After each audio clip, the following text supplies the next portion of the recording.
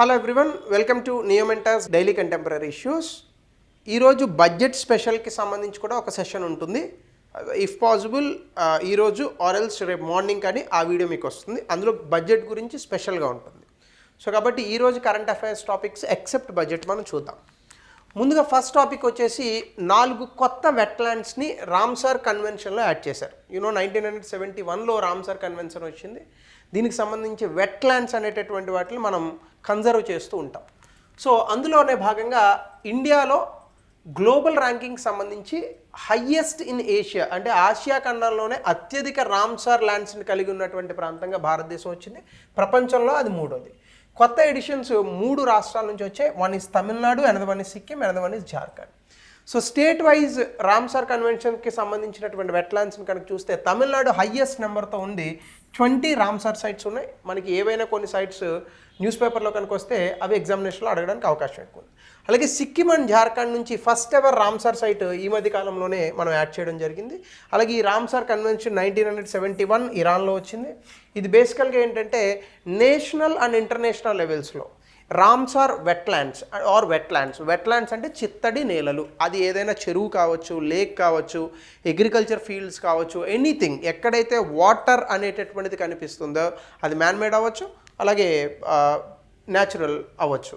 So వీటికి సంబంధించి ఉన్నటువంటి వాటిని వెట్లాండ్స్ అని అంటారు. సో వీటిల్ని కాపాడుకోవడమే ఈ రామ్సార్ వెట్లాండ్ కన్వెన్షన్ యొక్క ముఖ్య ఉద్దేశం.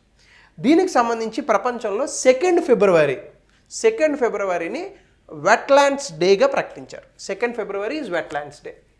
అలాగే నెక్స్ట్ టాపిక్ వచ్చేసి జియో ఎకనామిక్ ఫ్రాగ్మెంటేషన్ జరుగుతోందని ఎకనామిక్ సర్వే చెప్తోంది.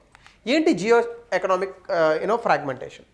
ప్రపంచ దేశాలన్నీ కూడా 1990, 80 ఈ ప్రాంతం నుండి గ్లోబలైజేషన్, ప్రపంచీకరణ అనేటటువంటి దానివల్ల చాలా అడ్వాంటేజ్ పొందాయి. ముఖ్యంగా ట్రేడ్ అంటే ఉచిత వాణిజ్యాలకు సంబంధించి చైనా, ఇండియా ఇలాంటి దేశాలు గ్లోబలైజేషన్ నుంచి చాలా మంచి అడ్వాంటేజెస్ పొందాయి. కానీ ఈ మధ్య కాలంలో యూకే, అలాగే యునైటెడ్ స్టేట్స్ ఆఫ్ అమెరికా ఇలాంటి దేశాలు గ్లోబలైజేషన్కి వ్యతిరేకంగా వెళ్తున్నాయి. కాబట్టి ఇప్పుడు 2024-25 ఎకనామిక్ సర్వే ఏం చెప్తుందంటే గ్లోబలైజేషన్ తగ్గుతోంది, ప్రపంచీకరణ తగ్గుతోంది. సో వాణిజ్యానికి సంబంధించినటువంటి అంశాలు కూడా తగ్గుతున్నాయి. దీనివల్ల మనకి ఏమవుతుంది, ప్రపంచంలో జీడిపి తగ్గేటటువంటి అవకాశం ఉంది అని చెప్తున్నారు. అదే మనం కనుక ఒకసారి దీని తాలూకా డెఫినేషన్ని కనుక మనం చూస్తే ఎకనామిక్ ఫ్రాగ్మెంటేషన్ అంటే ఇది ఒక పాలసీ. ఏం పాలసీ ఇది? Reversal of economic integration. అంటే ఏంటి? గ్లోబలైజేషన్కి ఎగెనెస్ట్గా ఉన్న పాలసీస్నే ఎకనామిక్ ఫ్రాగ్మెంటేషన్ అని అంటారు. అంటే అన్ని దేశాలు గ్లోబలైజేషన్, ప్రపంచీకరణలో భాగంగా వాణిజ్యం అనేటటువంటి చేయకుండా ఏ దేశానికి ఆ దేశం విడిపోతుంది. విచ్ మీన్స్ వేరొక దేశాల నుంచి వచ్చేటటువంటి ప్రొడక్ట్స్ మీద ఎక్కువగా ఆంక్షలు విధిస్తారనమాట. సో దాన్ని మనము స్ట్రాటజిక్ జియోపొలిటికల్ కన్సిడరేషన్స్లో భాగంగా ఎకనామిక్ ఫ్రాగ్మెంటేషన్ అనే పేరుతో పిలుస్తాం. దీని క్యారెక్టరిస్టిక్స్ ఏముంటాయంటే ఈ జియోపొలిటికల్ ఎలిమెంట్స్ అంటే కొన్ని దేశాలకు ఫేవర్గా, కొన్ని దేశాలకు ఫేవర్గా కాకుండా ఉండడం వల్ల ట్రేడ్ అండ్ ఫినాన్షియల్ పార్ట్నర్షిప్స్ అనేటటువంటివి దేశాల మధ్య సంబంధంగా ఉంటాయి. సో WTOలో భాగంగా రావు. సో ప్రపంచ దేశాలు అన్ని WTOకి అగ్రిమెంట్ పట్టుకొస్తే ఆ అగ్రిమెంట్లో సైన్ చేస్తే అన్ని దేశాలకి కలిపి ఒకటే అగ్రిమెంట్ ఉంటుంది. ఇప్పుడు అలా ఉండవు. సో జియోపొలిటికల్ అలైన్మెంట్స్లో భాగంగా ఇప్పుడు ఈ అగ్రిమెంట్స్ అనేటటువంటి జరగనున్నాయి. అలాగే ట్రేడ్, క్యాపిటల్, మైగ్రేషన్ ఇవన్నీ కూడా విపరీతమైన రెస్ట్రిక్షన్స్ ఉంటాయి. అంటే ఒక దేశంలో ఉన్న వస్తువుని మరొక దేశంలో కొనుక్కోవడానికి కానీ ఇలాంటి వాటికి కానీ ఇబ్బందులు ఎదురవుతాయి. అలాగే షిఫ్ట్ ఫ్రమ్ మల్టీలేటరలిజం అంటే అన్ని దేశాలు నెంబర్ 1, అన్ని దేశాలు ఒకటే అనేటటువంటి కాన్సెప్ట్ నుంచి ఇన్ఫ్లుయెన్స్డ్ ఎకనామిక్ పాలసీస్ అంటే అమెరికా నెంబర్ 1గా ఉండాలని అమెరికా, చైనా నెంబర్గా ఉండాలని చైనా, ఇండియా నెంబర్ 1గా ఉండాలని ఇండియా, ఇలా ఎవరికి వారు పాలసీలు చేసుకుంటారు. అందరి కోసం అందరూ ఆలోచించకుండా ఎవరి కోసం వాళ్ళు ఆలోచించుకుంటారు. ఎవరి కోసం వాళ్ళు ఆలోచించుకునేటటువంటిదే గ్లోబలైజేషన్కి ఎగెనెస్ట్. వ్యక్తిగత స్వేచ్ఛ ఒంటరితనాన్ని ఇస్తుంది తప్ప అంతకుమించి ఏమీ రాదు. సో వ్యక్తిగత స్వేచ్ఛ కాదు, సామాజిక స్వేచ్ఛ ఉండాలి, అంతే కదా. సోషల్ ఫ్రీడమ్ ఉండాలి, ఇండివిజువల్ ఫ్రీడమ్ కాదు. అలాగే ఇక్కడ కూడా దేశాలన్నీ గ్లోబలైజేషన్లో భాగంగా కలిసి ట్రేడింగ్ చేయాలి, అంతేగాని ఏ దేశానికి ఆ దేశం చేసుకోకూడదు. సో ఇదే. అయితే దీనికి సంబంధించి ఎకనామిక్ ఇంపాక్ట్ ఏముంటుంది అంటున్నారంటే పర్మనెంట్గా జీడిపి తగ్గుతుంది అంటున్నారు. IMF అయితే 0.2% నుంచి 7% జీడిపి ప్రపంచవ్యాప్తంగా తగ్గే అవకాశం ఉందని చెప్తోంది. దీంతో పాటుగా టెక్నాలజికల్ డీకప్లింగ్, అంటే ఒక దేశంలో వచ్చినటువంటి సాంకేతికత మరొక దేశంలోకి అందేటటువంటి అవకాశాలు ఈసారి తగ్గుతాయి. దాంతోపాటుగా ట్రేడ్ బ్యారియర్స్, అంటే వేరొక దేశంలో ఉన్నటువంటి ఎగుమతులు మరొక దేశానికి వెళ్ళడానికి ఇబ్బందులు అయ్యేటటువంటి అవకాశం ఉంది. దీంతో పాటుగా క్యాపిటల్ మూవ్మెంట్, అంటే పెట్టుబడులు రాక అనేటటువంటి తగ్గుతుంది. అలాగే గ్లోబల్ కోఆపరేషన్, ప్రపంచవ్యాప్తంగా ఉన్నటువంటి సహకారాలు ఇవన్నీ కూడా తగ్గే అవకాశాలు ఉన్నాయి. సో దీనివల్ల యాంటీ గ్లోబలైజేషన్ పాలసీస్ పెరుగుతాయి. యాంటీ గ్లోబలైజేషన్ పాలసీయే ఇప్పుడు అమెరికాలో చెప్తున్నటువంటి అమెరికా ఫస్ట్ అనే పాలసీ, అమెరికా ఫస్ట్ అనేటటువంటి పాలసీస్. సో దీనికి సంబంధించి ట్రేడ్ మెయిన్ ఛానల్గా ఉంది ఇప్పుడు. అయితే ఈ ఫ్రాగ్మెంటేషన్ వల్ల ఏమవుతుందంటే ఈ గ్లోబల్ ట్రేడ్, ప్రపంచవ్యాప్తంగా ఉన్నటువంటి వాణిజ్యం మారేటటువంటి అవకాశం ఉంటుంది. దీంతో పాటుగా ఫారిన్ డైరెక్ట్ ఇన్వెస్ట్మెంట్స్ ఫ్లోస్, అంటే విదేశీ ప్రత్యక్ష పెట్టుబడులు అనేటటువంటివి ఏ దేశాలకైతే కలిసి ఉంటాయో ఆ దేశాలకి, అంటే ఇప్పుడు ఫర్ ఎగ్జాంపుల్ అమెరికా ఉందనుకోండి, అమెరికాతో ఇండియా కలిసి ఉందనుకోండి, ఇండియాకి ఎఫ్డిఎస్ వస్తాయి. చైనా కలిసి లేదనుకోండి, చైనాకి ఎఫ్డిఎస్ రావు. ఇలా ఏ దేశాలతో సత్సంబంధాలు ఉన్నటువంటి దేశాలు ఉంటాయో అక్కడికే ఎఫ్డిఐ వెళ్ళేటటువంటి అవకాశం ఉంటుంది, మిగతా దేశాలకి వచ్చే అవకాశం ఉంటుంది. సో దీనివల్ల ప్రపంచవ్యాప్తంగా పెట్టుబడులు వేగం అనేటటువంటి తగ్గుతుంది. దానివల్ల జీడిపి తగ్గుతుంది, డెవలప్మెంట్ తగ్గుతుంది, పేదవాళ్ళు ఇలాంటి వాళ్ళు ఎక్కువ ఇబ్బంది పడేటటువంటి అవకాశాలు ఉంటాయి. అలాగే third one is card tokenization ఇండియాలో పెరుగుతుంది. మీ అందరికీ తెలుసు, క్రెడిట్ కార్డ్స్ అనేటటువంటివి దుర్వినియోగం చేయడం చాలా ఈజీ, విచ్ మీన్స్ దాన్ని హ్యాక్ చేయడం అనేటటువంటిది ఈజీ. ఫర్ ఎగ్జాంపుల్ ఇప్పుడు ఏదో ఒక వెబ్సైట్లోనో ఎక్కడో మనం క్రెడిట్ కార్డ్ డీటెయిల్స్ ఇచ్చామనుకోండి, వాడు అది సేవ్ చేసుకుంటాడు. వాడిని ఎవరైనా హ్యాక్ చేశాడు అనుకోండి, ఈ క్రెడిట్ కార్డ్ డీటెయిల్స్ అన్నీ వాడికి వెళ్ళిపోతాయి. ఇలా చాలామంది క్రెడిట్ కార్డ్ యూజెస్తో చాలా హ్యాకింగ్స్ అవి చేసి డబ్బులు దొబ్బేస్తున్నారు. దీనికి ఒక పరిష్కార మార్గం తీసుకొచ్చారు, అదే టోకెనైజేషన్. అంటే ఏంటి టోకెనైజేషన్? టోకెనైజేషన్ అంటే మన కార్డ్ డీటెయిల్స్ ఉంటాయి కదా, అంటే మన కార్డ్ నెంబర్ ఉంటుంది, మన నేమ్ ఉంటుంది, సివివి ఉంటుంది, ఎక్స్పైరీ డేట్ ఉంటుంది. ఈ డీటెయిల్స్ అన్నీ లేకుండా ఇవన్నీ ఒక టోకెన్తో రీప్లేస్ అవుతాయి. ఈ టోకెన్ అనేటటువంటిది ఎన్క్రిప్టెడ్లో ఉంటుందన్నమాట. కాబట్టి ఈచ్ టోకెన్ డివైస్ స్పెసిఫిక్, ఒక్కొక్క డివైస్కి ఒక్కొక్క టోకెన్ వెళ్తుంది. సో మన డీటెయిల్స్ స్టోర్ అవ్వ వాడి దగ్గర ఓన్లీ టోకెన్ మాత్రమే వెళ్తుంది. సో దీనివల్ల మనకి ఏమవుతుంది, ఎవరైనా మర్చెంట్స్, అంటే మన కార్డ్ అది తీసుకొని వాడేటటువంటి వాళ్ళు యాక్చువల్ కార్డ్ డేటాని స్టోర్ చేసేటటువంటి అవకాశం ఉండదు. ఆ యాక్చువల్ కార్డ్స్ తాలూకా డీటెయిల్స్ ఇంకొండవు. సో దీన్ని టోకెనైజేషన్ అని అంటున్నారు. ఇది ఆల్రెడీ రిలీజ్ చేశారు. ఇప్పటికే 91 crore టోకెన్స్ ఇప్పటికే ఇష్యూ చేశారు. దాని విలువ 11 లక్షల కోట్ల వరకు సంబంధించిన ట్రాన్సాక్షన్ జరిగాయంట. 98% ఆఫ్ ట్రాన్సాక్షన్స్ ఇప్పుడు యాక్చువల్ కార్డ్ డీటెయిల్స్ లేకుండానే టోకెనైజేషన్తోనే జరుగుతున్నాయి. ఇవన్నీ మనకు తెలియకుండానే జరిగిపోతుంటాయి. దీనికి సంబంధించి 2019లోనే ఈ టోకెనైజేషన్, డివైస్ టోకెనైజేషన్ అనే కాన్సెప్ట్ని తీసుకొచ్చింది. అంటే ఏ డివైస్లో మీరు కార్డు పెట్టినా ఆ డివైస్ మన కార్డు డీటెయిల్స్ని స్టోర్ చేసుకోదు, కేవలం టోకెన్ మాత్రమే స్టోర్ చేసుకుంటుంది.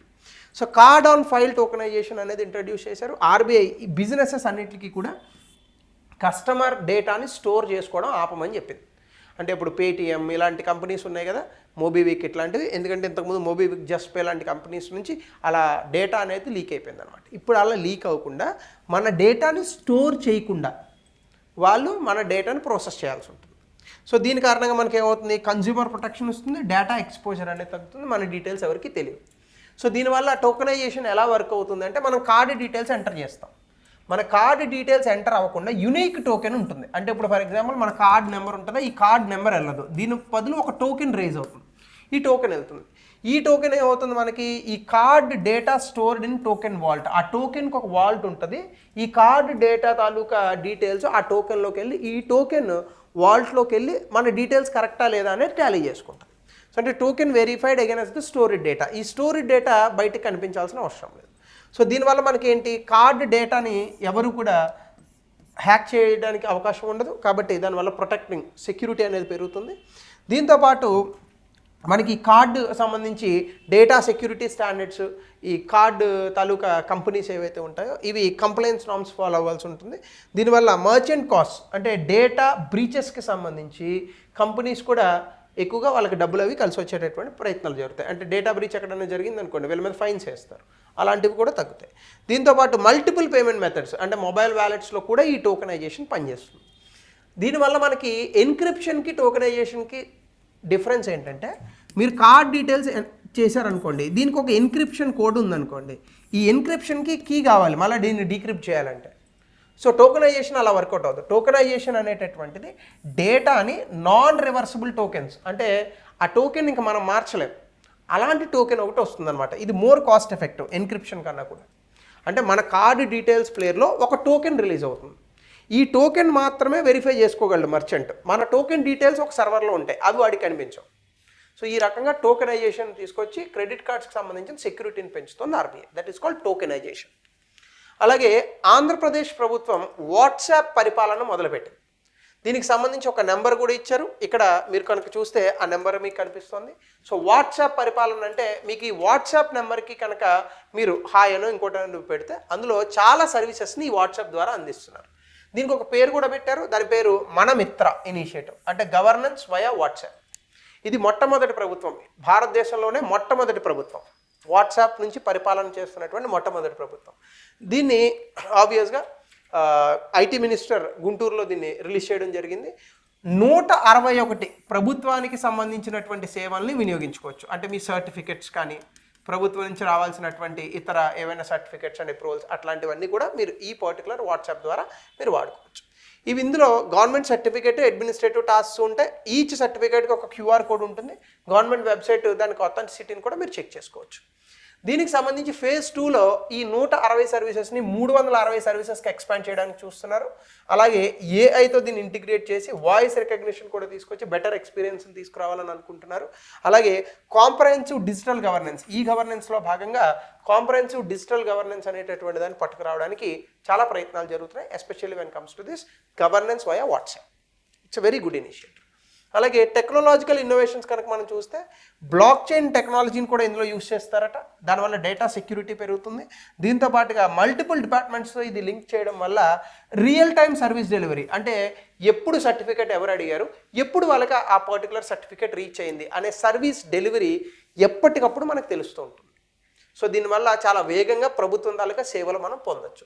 సో దీనివల్ల మనకి ఏమవుతుందంటే పబ్లిక్ పార్టిసిపేషన్, అంటే ప్రజల యొక్క భాగస్వామ్యం అనేటటువంటి పరిపాలనలో పెరుగుతుంది. అలాగే వాట్సాప్ ద్వారా మనం చాలా సర్వీసెస్ని తీసుకోవచ్చు. దీంతో పాటుగా ఇది డెఫినెట్గా టెక్నాలజీలో చాలా అద్భుతమైనటువంటి మూవ్ ఇది గవర్నెన్స్కి. నెక్స్ట్ రాబోయేటటువంటి ప్రభుత్వాలు ఏమైనా ఉంటే అవి కూడా ఇవి ఫాలో అవ్వాలి తప్ప వీటిని తీసేయకూడదు. అలాగే ఇది అదర్ రీజియన్స్, ప్రపంచంలో ఈ సర్వీసెస్ని మిగతా వాళ్ళు కూడా యూజ్ చేసేటటువంటి అవకాశాలు ఎక్కువ ఉన్నాయని చెప్తున్నారు. ఇవి ఈరోజు important details when comes to current affairs. Budget అనేది సెపరేట్గా ఉంది, కొంచెం ఎక్కువ ఉంది కాబట్టి నేను దాన్ని సెపరేట్ వీడియో చేస్తాను. So thank you, keep watching, only content, nothing else. Thank you, have a nice day.